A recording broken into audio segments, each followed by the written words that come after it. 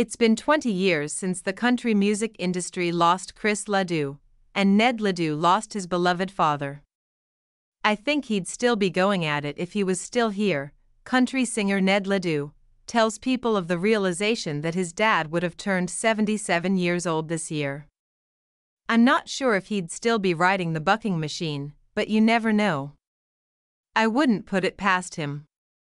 LeDoux laughs, but the sadness over his father's death is still there in the depths of his voice whenever he speaks of the late country star and rodeo champ.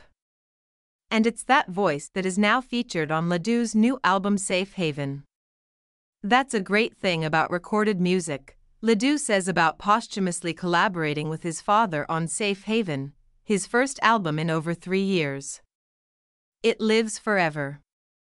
Not only does LeDoux keep his legendary father's memory alive over the course of Safe Haven, but even more so on the single One Hand in the Riggin', which features a vocal track that was laid down by Chris LeDoux approximately 2 years before his death in 2005.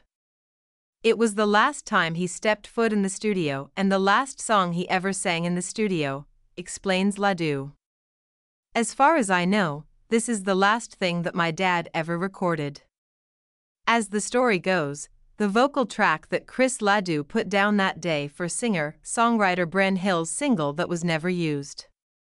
It pretty much sat on a shelf, says LeDoux.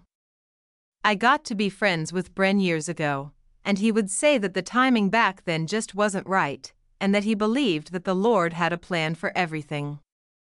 And he told me, I think what his plan is for this to be a duet with you and your dad.